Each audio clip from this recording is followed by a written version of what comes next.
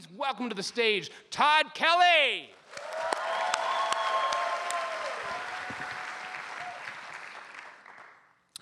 About 15 years ago, I was going through an incredibly difficult and stressful time at work. And during those times when things at work are terrible, you look forward to being able to go home and being with your family. And one night I was, and at this time my kids are 5 and 3, and I was home making dinner for them. And if you've never actually had toddler-age children before, one of the things you might not know about them is that sort of in addition to being the love of your life and the future, they are tiny, evil little bastards. And throughout my entire kitchen, I am like trying to keep the peace, and I've had the worst day, and there is spaghetti on the wall, and there are peas on the floor. I'm pretty sure there's applesauce in my head, and I am just about to blow when my wife walks in the door from her day at work, and I'm just about to unleash a spewing of bitching to her when she walks up and leans in and kisses me in a way that just lingers for 4 or 5 seconds.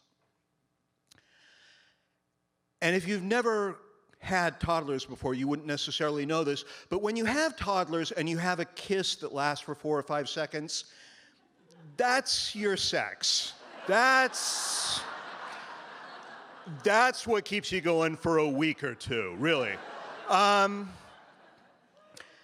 And I tell you this so that you will understand why I became so inappropriately furious when we were interrupted by our oldest son, who turned to the younger one and said, "Hey, look, Mom and Dad are humping."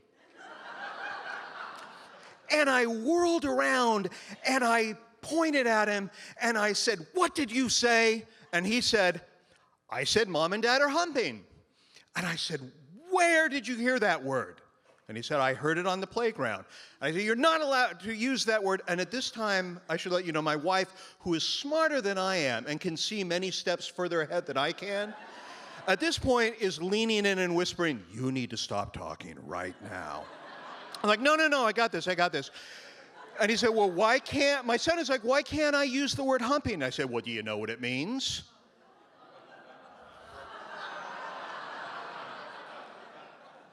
And he said, "Yeah."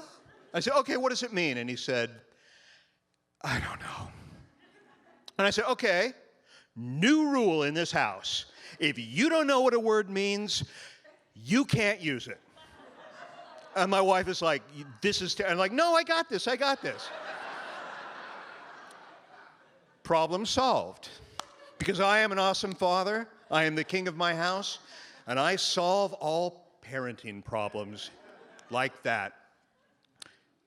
And I actually did for, I want to say, about 24 hours. Dinner the next evening, he came home and announced that he was now going to start using the word humping because he'd asked around and now he knew what it was. So after dinner, my wife and I decided we were going to sit him down, and I'm telling my wife, he doesn't know, he's 5 years old. He has no idea what he's talking about. And so we sit him down, and we say, "Okay, so what is humping?" And he said, "Humping is when a man takes his penis and he hits a girl on the stomach with it."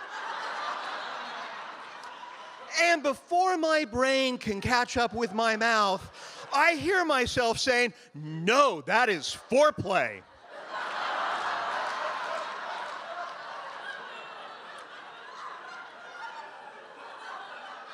And his eyes go wide and he says, "Foreplay? What's foreplay?"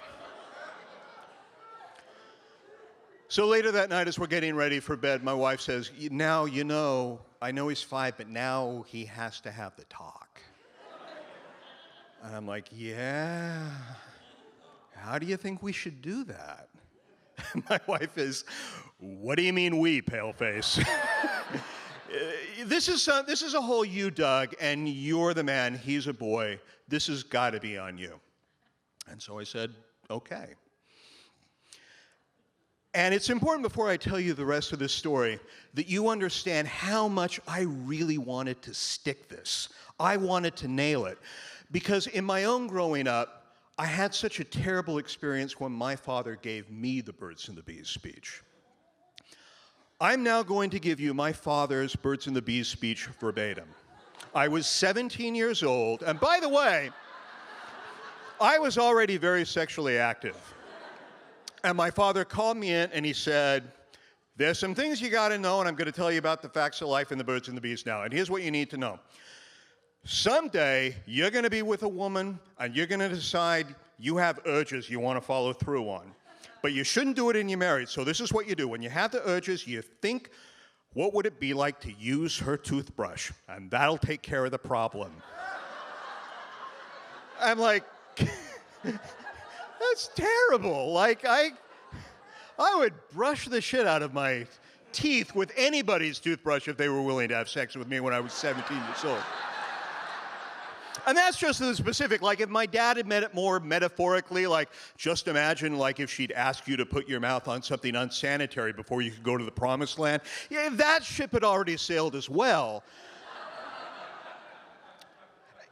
Years later, like right before I got married, my dad and I were having a beer, and I was like, do you remember the birds and the bees story that you told me like years ago? And he's go, oh yeah, the toothbrush, that's good advice.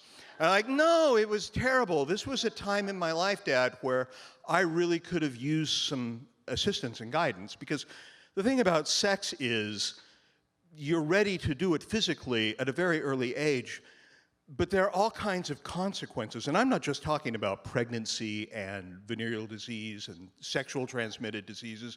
I mean, there are very real emotional things at stake as well for guys as well as girls. And it would have been nice to have had somebody guide me through that process. And I feel like you kind of let me down.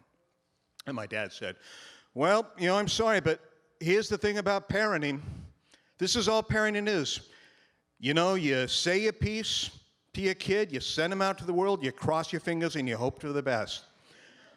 I'm like, that is your parenting philosophy? That is terrible. I don't know how I'm not homeless giving hand jobs if that was the way you raised me. And it's like, well, I hope when you're my age, I hope you do better. So now I'm in a position where I want to reach that bit of parenting nirvana, which I define as parenting where you are able to raise good, productive human beings, and you get to stick it to your parents, all in the same go.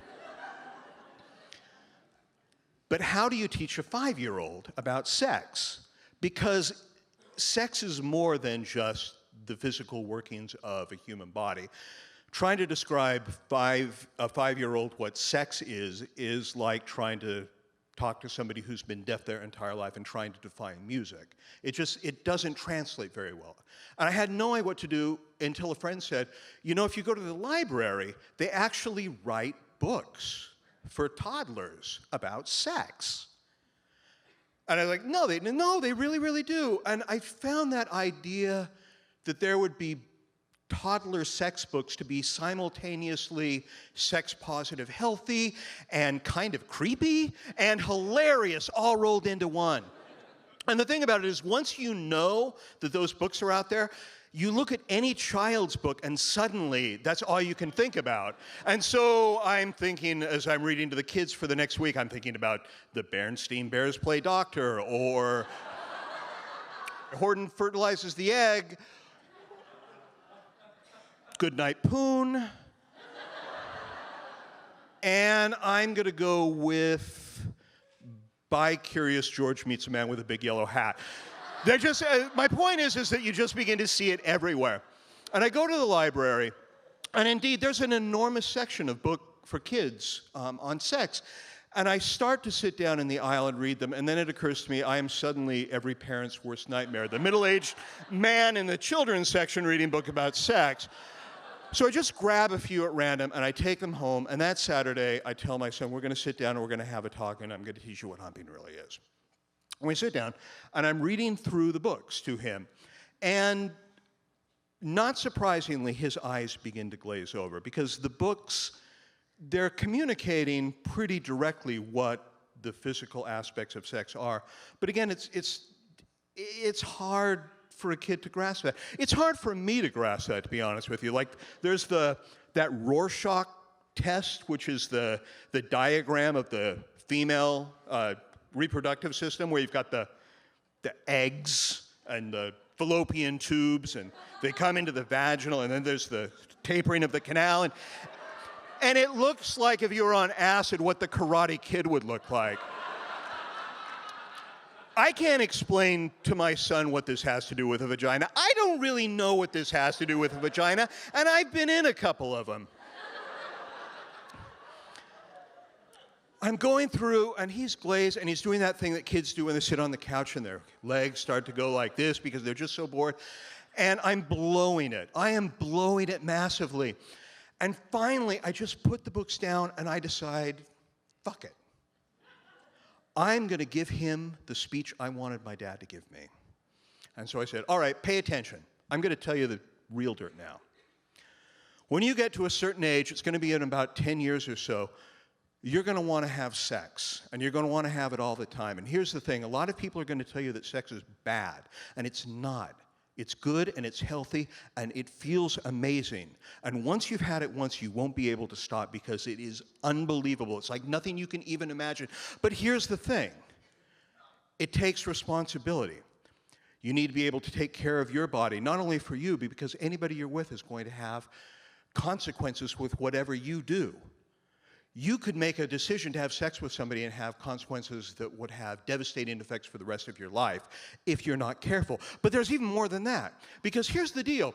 Once you start having sex, your friends are going to start letting you know that they will elevate your status if you start to play down the people who you're having sex with. You'll be encouraged to look down upon them.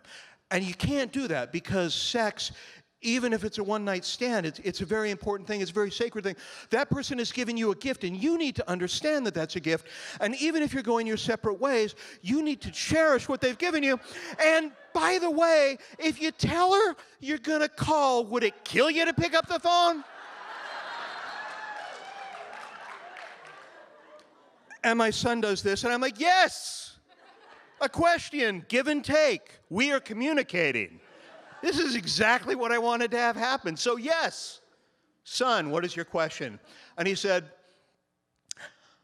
so humping's really boring. Can I go now? And I said, yes, of course you can. Because I learned at that moment what my father has always told me. That all parenting really is